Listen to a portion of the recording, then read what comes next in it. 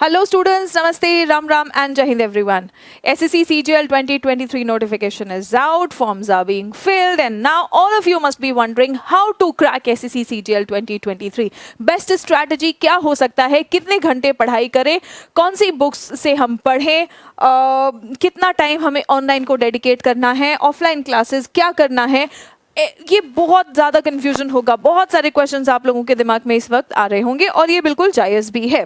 ठीक है, सो अब समय आ गया है कि आपको कम से कम 10 घंटे, कम से कम 10 घंटे 10 आवर्स की स्टडी तो आपको करना ही करना है। कितने घंटे आपको पढ़ना है?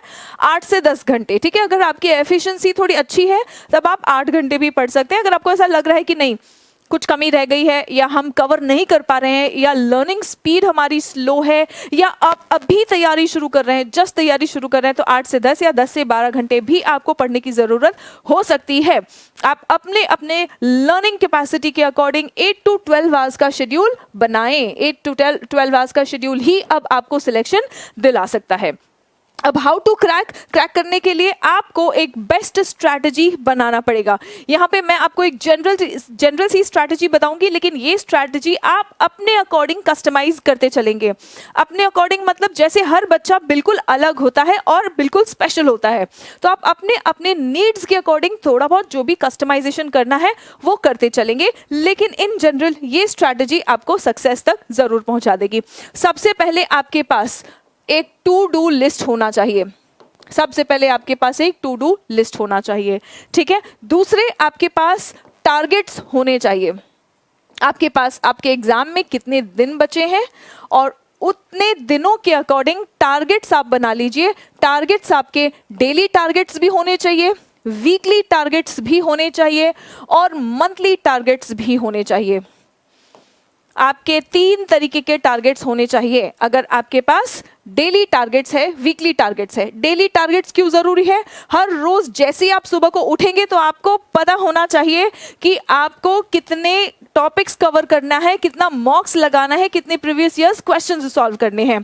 ठीक है, और टू डू लिस्ट में आप चीज़ों को, जैसे आपने कह दिया कि आपको दो मॉक लगाना है या 3 मॉक लगाना है, ठीक है, तो आपने 3 मॉक्स लिख लिया। ठीक है, ये आपका हर जगह कॉमन रहेगा, डेली, वीकली, मंथली। वैसे ज़्यादा तो टू डू लिस्ट जो आपका होता है वो डेली के अकॉर्डिंग चलेगा, है ना।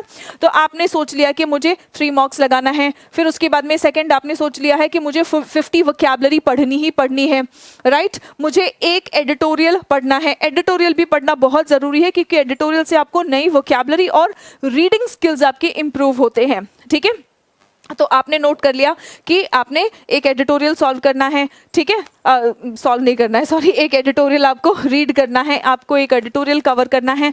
तो इस तरीके से आप कुछ चीज़ें अपने नोट कर लेंगे। ठीक है, मैथ्स के कम से कम 1 टॉपिक या 2 टॉपिक आप टारगेट रख लीजिए कि ये कॉन्सेप्ट कवर करना है और उस कॉन्सेप्ट के कम से कम 100 या 150 क्वेश्चन हमें सॉल्व करने हैं, है ना। तो मैथ्स का आप टॉपिक, फिर जीएस का टॉपिक, जीएस का कौन सा टॉपिक आपको कवर करना है, इंपॉर्टेंट डेट्स है, हेडक्वार्टर्स है, ठीक है, एब्रिविएशंस है, क्या क्या चीज़ें आपको कवर करनी है वो आपने नोट कर लिया। तो टू डू लिस्ट में आपके कुछ ऐसा होना चाहिए, टॉपिक वाइज, सब्जेक्ट वाइज आप डिवाइड कर लेंगे। ठीक है, कि इंग्लिश में आपको क्या क्या चीज़ें डेली करनी है।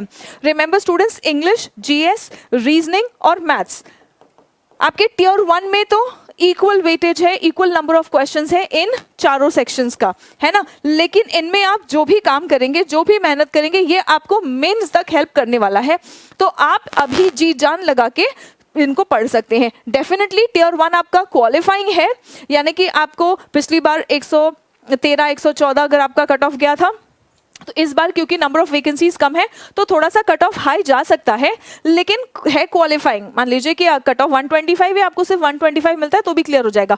पहले जब पैटर्न चेंज नहीं हुआ था तो उसके पहले प्री बहुत इंपॉर्टेंट रोल प्ले करता था, क्योंकि प्री डिसाइडिंग फैक्टर बन जाता था कि प्री में जितना ज़्यादा नंबर आएगा आपका उतना ज़्यादा आपका मेरिट बनेगा, उतना अच्छा आपका मेरिट और रैंक बनेगा। ठीक है, लेकिन अभी ऐसा कुछ नहीं है। बट आप जितनी भी मेहनत यहाँ पे करेंगे ये सब कुछ आपको रिवॉर्ड देने वाला है टियर 2 में, क्योंकि टियर 2 में ये सभी सेक्शंस हैं। ठीक है, और आपको नंबर ऑफ क्वेश्चंस का पता ही है, reasoning and maths 30, GS 25 and English 45 questions है आपके, है ना। तो आप एकदम बढ़िया से तैयारी करो, अच्छे से तैयारी करो और कम से कम 2 आवर्स, ये तो एक जनरल सा है, ठीक है, 2 आवर्स, तो हर एक सब्जेक्ट आपको देना ही है 2 आवर्स का, ठीक है। हर एक सब्जेक्ट को आपको 2 आवर्स देना है। अब 2 आवर्स के अलावा मान लो आपको पता है कि मेरा जीएस वीक है, आपको पता है जीएस वीक है, तो आप इसको थोड़ा सा टाइम बढ़ा देंगे। आपको पता है मैथ्स में एकदम नील बट्टा सन्नाटा है आप, तो आपको मैथ्स वाला टाइम थोड़ा सा बढ़ा देना है, ठीक है। रीजनिंग आपको पता है कि आज तक आपने रीजनिंग कभी सॉल्व नहीं किया है, तो आपको रीजनिंग का टाइम थोड़ा बढ़ाना है। ये हर एक स्टूडेंट अपने स्ट्रेंथ्स और अपनी वीकनेसेस के अकॉर्डिंग ये टाइमिंग जो है ये थोड़ा सा बढ़ाएंगे, लेकिन मिनिमम इतना तो हर रोज हर सब्जेक्ट पर ध्यान आपको देना जरूरी है, ठीक है। तो 2-2 घंटे आपने यहाँ पे मान लीजिए इंग्लिश आपको लगता है कि आपका इंग्लिश अच्छा है, तो यहाँ पे थोड़ा सा टाइम आप कम कर सकते हैं। एंड मॉक्स, डेली मॉक्स आपको लगाना है। सो एक तो आपका टू डू लिस्ट होगा, ठीक है, और रात को सोने से पहले ये बहुत सेटिस्फैक्शन देगा, ट्रस्ट मी, ये आपका कॉन्फिडेंस बहुत ज्यादा बढ़ाएगा। एग्जाम जब सर पर आ जाता है ना, तो सबसे पहले जो आप लोगों का एकदम हालत खराब हो जाता है, जो कॉन्फिडेंस डाउन होता है, जो स्ट्रेस हो जाता है, जो नर्वसनेस हो जाता है, उसको ओवरकम करने का ये टू डू लिस्ट, हालांकि ये डेली टारगेट्स में आपके कवर हो गया है, लेकिन ये टू डू लिस्ट है ना, जैसे आपके मोबाइल में बनता है, तो एक पेपर पे आप हर रोज बनाएंगे। उस दिन की शुरुआत होने से पहले आप सारी चीजें लिख लेंगे, लिखेंगे आप उनको, ताकि सुबह सुबह ही आपको दिमाग में बिल्कुल फिट हो जाए कि ये चीजें मुझे कवर करनी है। जब दिन की शुरुआत में आपका लक्ष्य क्लियर होता है, तो दिन की आखिरी तक आपका बिल्कुल वो चीजें ध्यान रहती है और आप टाइम वेस्ट नहीं करते हैं। भटकता वही इंसान है जिसको अपनी मंजिल का पता नहीं होता।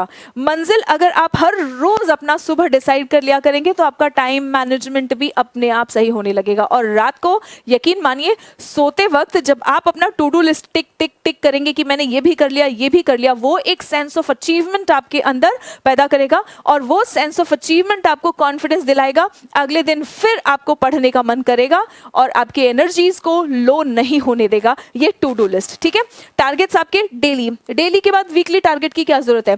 कई बार होता है कि किसी दिन पढ़ने का मन नहीं कर रहा है, तो आपने उस दिन अपने टारगेट्स हो सकता है अचीव नहीं किया होगा, लेकिन अगले दिन फिर वो गिल्टी पैंग्स आना शुरू हो जाता है कि अरे यार कल मैंने पढ़ाई नहीं किया, कल के मेरे टारगेट्स पूरे नहीं हुए, तो अगले दिन आप उसको कवर कर लेंगे। मतलब वीकली आपने टारगेट रखा है कि इस वीक में मैं कम से कम 4 इंग्लिश के टॉपिक्स, 5 मैथ्स के टॉपिक्स कवर कर लूंगा, जीएस के ये टॉपिक्स खत्म हो जाएंगे। मतलब आप कोशिश करेंगे कि उस वीकेंड तक आपके वो टॉपिक्स कवर हो जाने चाहिए, वो टॉपिक्स आपके फिनिश हो जाने चाहिए, ठीक है। एंड ऑब्वियसली अगर वीकली में नहीं कवर हुआ तो आप उसको मंथली में कवर करने की कोशिश करेंगे, लेकिन हो ही जाना चाहिए, ठीक है। This is something that you have to ensure. अगर आपको सरकारी नौकरी चाहिए, ऑफिसर्स बनना है, तो ऑफिसर्स जैसी ये कुछ जज्बा और टारगेट्स कवर करने का पैशन तो होना चाहिए, ठीक है। उसको डेवलप करें। आपके सामने बिल्कुल लक्ष्य है और आपके सामने बिल्कुल सक्सेस है, बस आपको वहां तक पहुंचना है। स्टूडेंट्स, ये बेस्ट टाइम है इस वक्त, सिलेक्शन लेने वाला ये टाइम है, बिकॉज आपको पता ही है ना एग्जाम्स डिले होंगे, ना रिजल्ट्स डिले होंगे और ना ज्वाइनिंग डिले होगा, तो आपको भी मेहनत में डिले बिल्कुल नहीं करना है, ठीक है। So this is how you are going to set your targets. आपका टू डू लिस्ट हो गया, आपके टारगेट्स हो गए। जब ये आपने सेट कर लिया, टॉपिक्स, ठीक है, टॉपिक्स भी आप डेली के अकॉर्डिंग डिसाइड कर लेंगे। यहाँ पर आप जब टू डू लिस्ट बनाते हैं ना, तो आप जनरली चीजें लिखेंगे, जैसे आपने लिखा है 3 मार्क्स है ना, 50 वोकैबुलरी अगर आपको लगता है कि आपका बहुत ही ज्यादा वीक है, तो आप इसको 60 या 70 तक करेंगे, उससे ज्यादा नहीं करेंगे, नहीं तो याद नहीं रख पाएंगे, ठीक है। Efficiency is something that matters. आप बहुत ज्यादा पढ़ लो लेकिन आपको याद कुछ नहीं है, तो उसका कोई मतलब नहीं होगा, ठीक है। सो आपको एफिशिएंसी को भी ध्यान में रखते हुए इन चीजों को कवर करना है, राइट स्टूडेंट्स। सो ये हो गया आपका स्ट्रैटेजी जो आपको फॉलो करना है। एंड इसके अलावा आप लोगों का एक प्रॉब्लम होता है कि कंसंट्रेशन नहीं हो पा रहा है, तो कंसंट्रेशन 8 to 10 आवर्स अगर आपको पढ़ना होता है या 12 आवर्स पढ़ना होता है, तो कंसंट्रेशन बनाए रखना एक बहुत बड़ा चैलेंज है, लेकिन इस चैलेंज को भी आप कवर अप कर सकते हैं, ओवरकम कर सकते हैं पोमोडोरो टेक्निक से, ठीक है। अब ये पोमोडोरो टेक्निक क्या कहता है, आप जो 1 घंटा आप पढ़ने वाले हैं, ठीक है, 1 आवर, तो 1 आवर में आप 50 मिनट्स पढ़ेंगे, ठीक है। 50 मिनट्स आप पढ़ेंगे, 50 मिनट्स पढ़ने के बाद आप 10 मिनट्स का ब्रेक लेंगे, आपको 10 मिनट्स का ब्रेक लेना है, ठीक है। जब आप पढ़ना शुरू करेंगे तो कई बार ऐसा भी होगा कि 50 मिनट्स के बाद अपना फेवरेट टॉपिक पढ़ रहे हैं, फेवरेट सब्जेक्ट पढ़ रहे हैं, मैथ सॉल्व कर रहे हैं, 50 मिनट्स के बाद भी आपका मन करेगा कि आप उसको सॉल्व करते रहो, लेकिन नहीं, 50 मिनट्स के बाद अपने आप को ब्रेक दे दो, ठीक है, 10 मिनट्स का ब्रेक दो, उठ के जाओ, ऐसे ही थोड़ा सा घूम फिर के आ जाओ, पानी वानी पी के आओ, लेकिन कोशिश करो ये 10 मिनट्स का ब्रेक 10 मिनट्स ही रहना चाहिए, ठीक है। लीव दैट प्लेस, जहाँ पे भी आप पढ़ रहे हैं उसको छोड़ो, जाओ थोड़ा सा घूम फिर के आओ, पानी वानी पी के आओ, चाय वाय थोड़ा सा पी के आओ, 10 मिनट के बाद फिर से वापस आ जाओ। क्यों? क्योंकि यहाँ पे हो सकता है कि आपको 50 मिनट्स के आगे भी पढ़ने का मन करे, लेकिन क्योंकि आपको 10 से 12 घंटे पढ़ने और 1-2 दिन नहीं, अब एग्जाम तक लगातार आपको पढ़ना है, तो एनर्जीज आपकी ड्रेन हो जाएगी, एनर्जी को खत्म मत होने दो, ठीक है। ये क्या होता है कि 50 मिनट्स आपने पढ़ा, फिर उसके बाद में 10 मिनट्स आपने अपने आप को रिचार्ज किया, ठीक है। सो 50 मिनट्स फिर से पढ़ा। ये पोमोडोरो टेक्निक फोकस बनाए रखने में बहुत ज्यादा हेल्प करता है, बहुत ज्यादा इफेक्टिव है, right students. So this is for your concentration, and ये चीजें जो हमने डिस्कस की है, ये आप लोगों के लिए स्ट्रैटेजी की हम कैसे प्लान करें और कैसे हम अपने गोल्स को, अपने टारगेट्स को अचीव करें, right students. So I hope this is going to really help you.